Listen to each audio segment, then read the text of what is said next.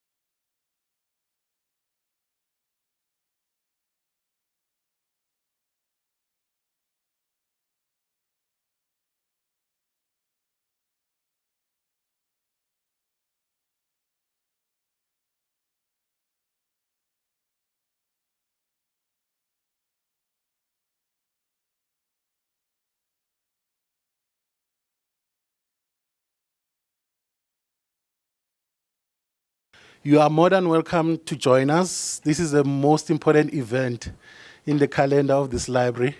We are launching KovsieScholar, which you will find as a very useful research tool. We are just waiting for our boss lady to come and officially open.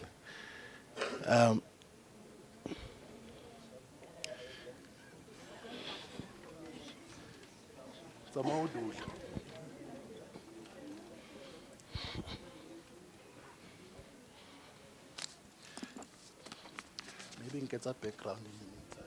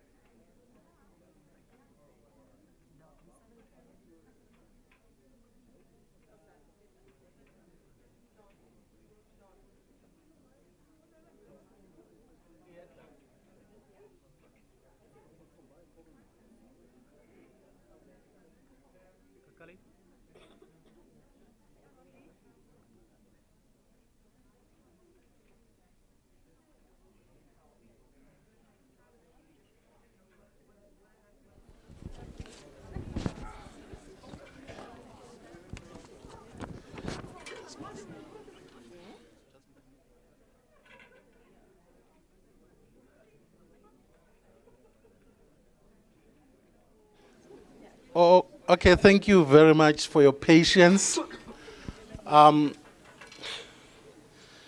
This is the time we all have been waiting for. At this time, I would like to welcome Prof. Colley to give us a word of welcome. Thank you, Charlie. Hello. Good afternoon, everyone. Welcome to the library. It's fantastic to see all the red shirts and everybody from outside the library. Even Stoffel is here. Stoffel, welkom. When I took the position as DVC Research, the first thing they said is you've got to organize a repository for the university. So Betsy and I have been working really hard the last 2 years, and we were really fortunate to appoint Charlie to drive the repository. As you all know, this is critical for our research outputs to be on a repository in order to increase the hits that we get on our research and the impact of our research. So this is more than just a repository. It's a whole strategy of making sure that our research is out there and being read and has massive impact. So I'm not going to keep you busy for long. I hope that we will, we've launched it, so we're really excited. And I know that this will be a fantastic initiative for the university, but not just for the university, also for the library and for each individual researcher. So congratulations to the library, Betsy under your leadership, and Charlie under your driving expertise. Thank you for getting this together, and also thank you for creating an intellectual space in the library. I think I've walked around a few times the last few weeks, and I really get the sense that this is becoming an intellectual space for the university, especially with all the exhibitions downstairs. So I'm really impressed with what we've been able to achieve in the library in supporting research and all of our academic endeavors. So thank you very much to everyone that works really hard in the library. We do see it, even though the academics complain all the time. We do see your hard work and all your efforts. So thank you very much. Charlie, thank you.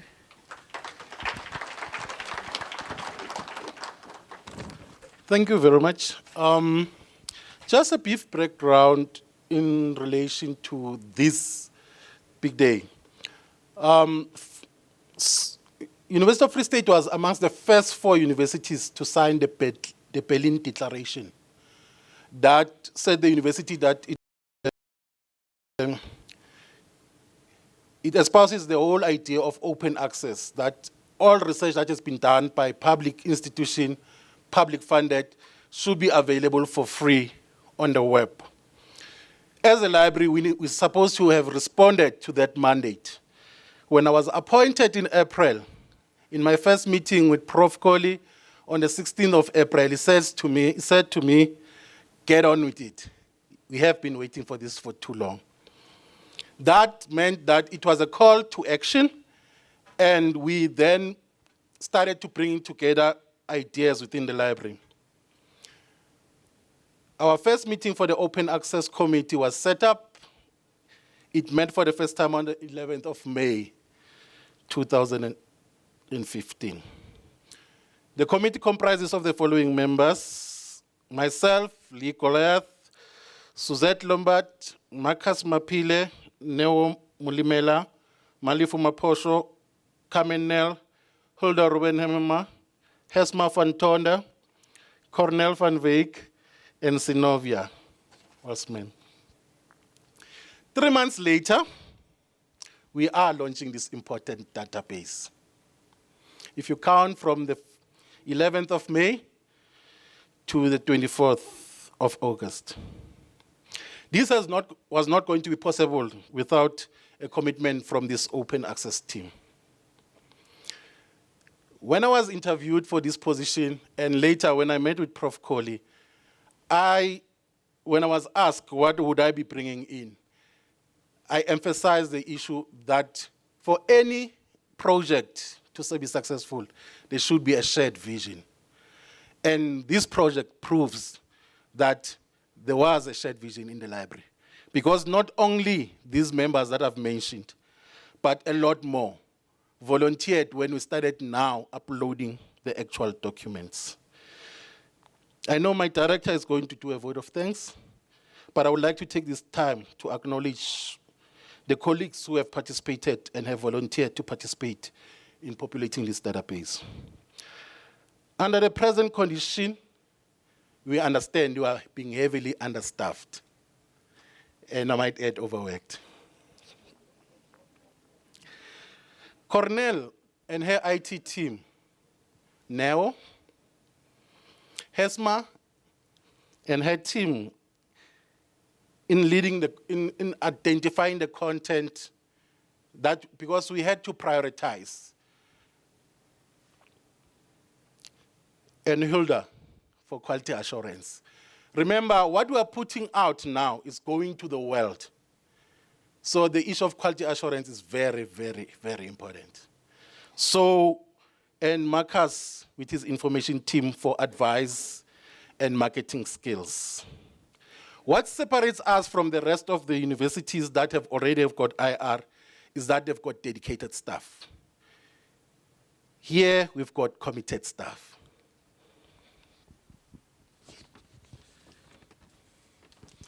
Prof.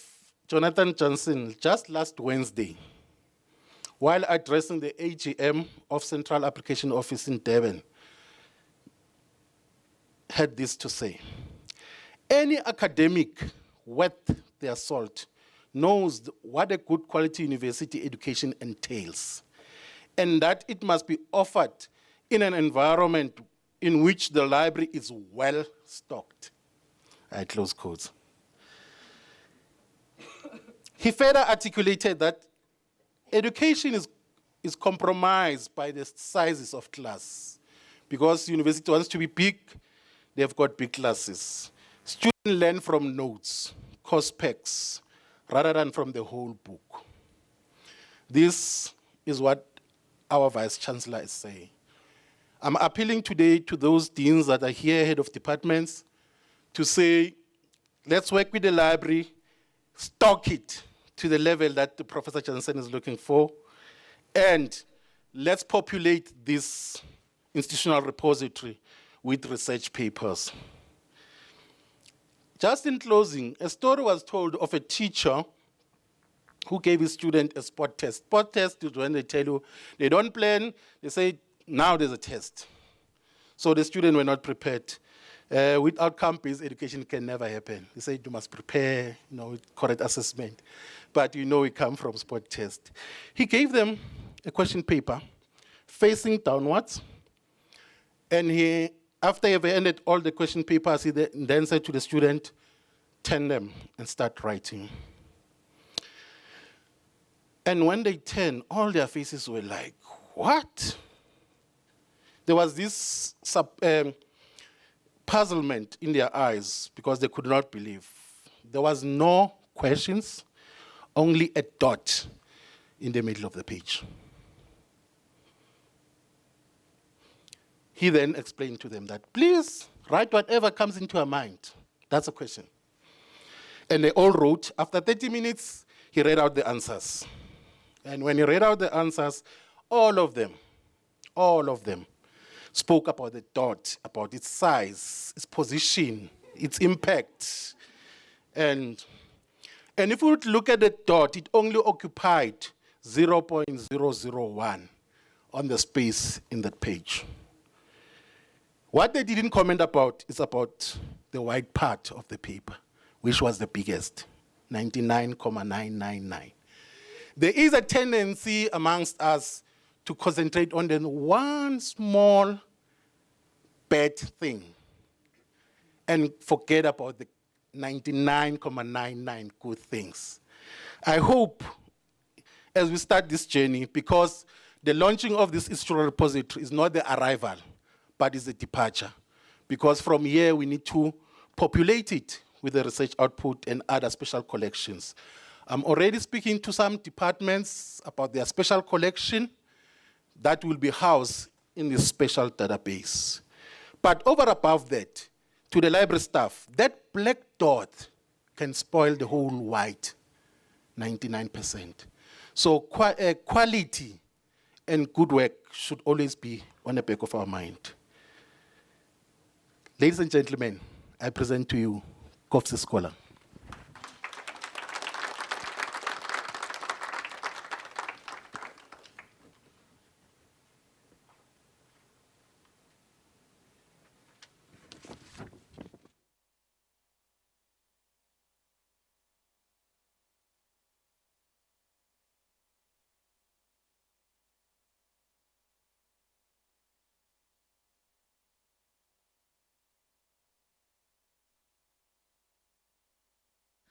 Good afternoon, everybody. I'm so glad to see all of you here. I just quickly want to show you KovsieScholar, the structure and how we set it up, but I would very much like it to display behind me.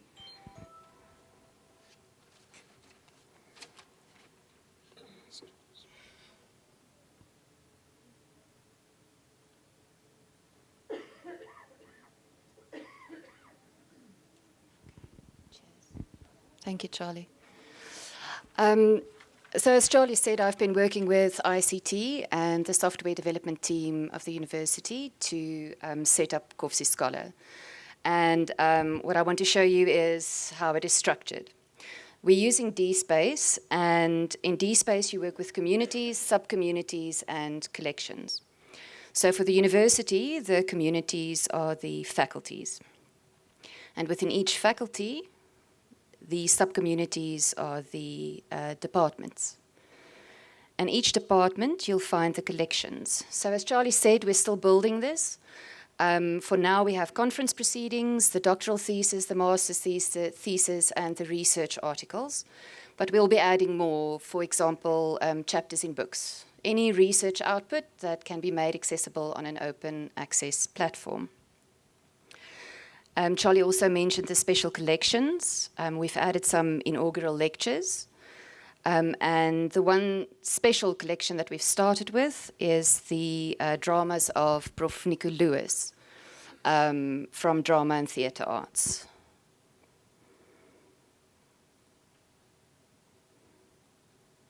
Okay.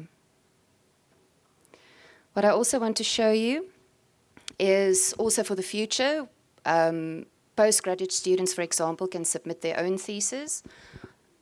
So all they will need to do is to register on KovsieScholar. They will go to the electronic thesis and dissertations collection, and they'll be able to submit their thesis and dissertation. And with all the submissions that we make to KovsieScholar, Hulda Robenheimer and her team in cataloging do the quality checks and add metadata as we go along. Okay. Hesma, our research and law librarian, will show you a few examples of what we've already submitted.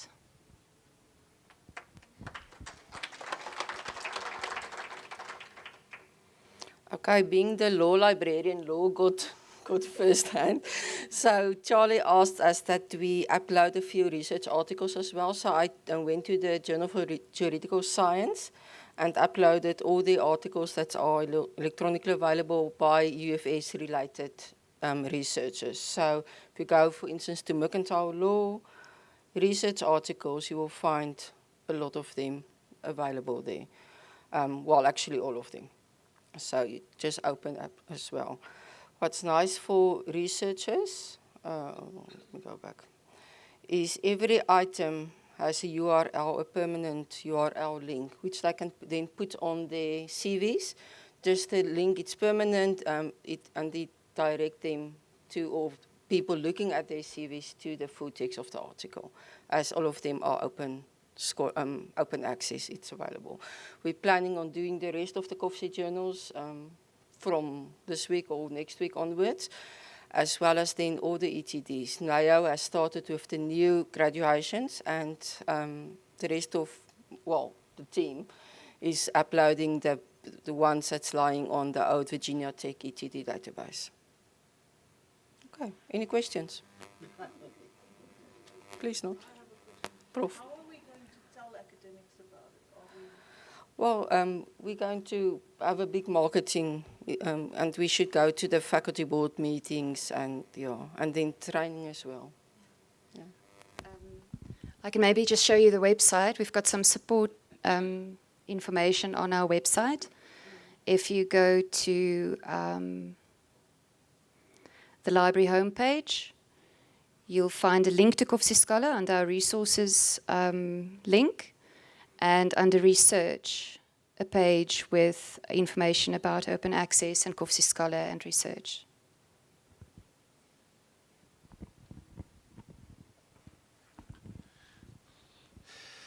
Thank you, ladies. That's my A team there. As you can hear, colleagues, this is, as I've indicated, it's just the beginning of the new journey for us and the university. We will be doing quite a lot of marketing. We hope to get a buy-in. But one thing that is important that I must mention up front is that as an open access team, we have taken a resolution. Because institutional repositories are ranked at the university, we had to make a decision. Do we want to concentrate at ranking, which would mean we only upload content that is freely available?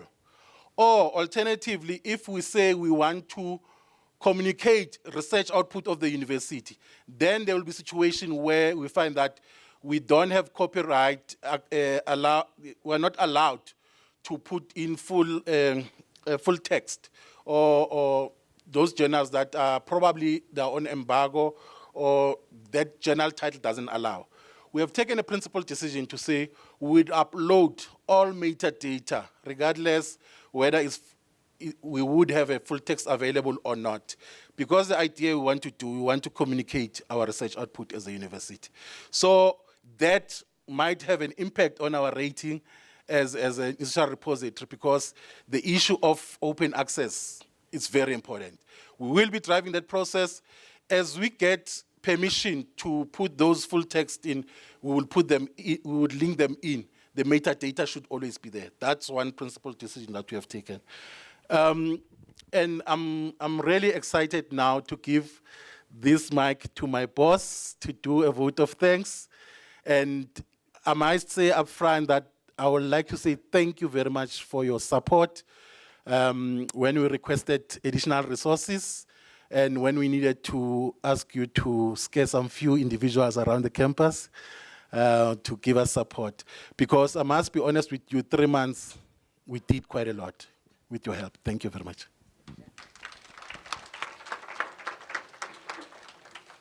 Thank you, Charlie.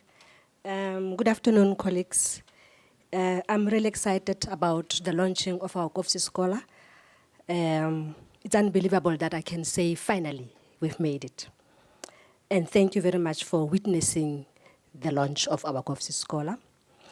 Let me start by acknowledging the presence of all our colleagues, with special reference to the vice rectors, if they are here, my own vice rector is here, thank you, Corley.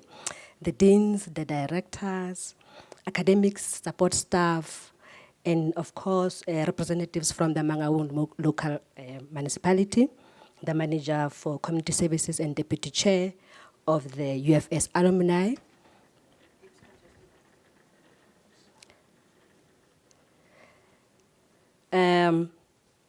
This event, the launching of our KovsieScholar, marks the culmination and commemoration of our dreams, the vision and hard work aimed at ensuring that the university research output is discoverable, it is accessible, it is retrievable from anywhere in the world, making greater impact. The event signifies the achievement of one of our critical deliverables, the implementation of our e-strategy. The e-strategy has objectives aimed at strengthening the visual presence of our libraries and services. Sorry. It ensures that UFS library information services work towards developing into libraries of the 21st century. These are libraries that deliver services beyond the physical presence of services. Advantages of such services are the availability of information resources and services 24 hours, 24/7, and like I said earlier on, from anywhere. Thus, the availability of the UFS research output in our KovsieScholar says to us, the world will discover and have access to the wealth of knowledge by UFS scholars. They will have access from anywhere in the world by any number of interested users and will have access at any time as they see it fit. The world will know about the contribution that UFS scholars is making in knowledge development. It also says to us, the world will know about the quality of research that is conducted by UFS scholars. The world will also know about the types of topics that UFS scholars make research on and hopefully expand collaboration possibilities. This will also ensure and contribute towards attracting students and researchers of note to our universities. People will have interest in our university. It will attract the much needed citations that contribute towards the standing of our university nationally and beyond. So thank you very much for making time and heeding to our call to come and witness the launch of KovsieScholar with us. We trust and believe that you understand that KovsieScholar belongs to all of us. Our achievement is your achievement. Your research will be out there. Of course, I'd like to thank all the library staff members who have made this day possible. Mr. Charlie Mulepo and his team, he has already referred to them. Open access is one of the new trends in our profession. We initially did not have the knowledge and the skill required to drive open access. Our staff members did everything in their power to embrace this initiative, learn about what it is about, and here we are today celebrating our achievement. Thank you so very much to all the colleagues. When I looked at the web page for the postgraduate research unit, I was overwhelmed with excitement at the professional way in which open access has been captured. I would thus like to single out Mr. Molepo and Mrs. Corner van Wyk for the sterling and informative webpage on open access. Allow me to also thank our service providers, they are over there, our exhibitors. These are the service providers that make it possible for us to have access to online resources. They will be with us today and tomorrow, giving us more information about e-books and also training us on how to make use of Web of Science. Please do join us tomorrow from 9:30 for demonstrations on what these service providers can do for us in strengthening our research. Thank you once again for coming. Please stay for a few minutes with us and enjoy refreshments with us. Thank you so much.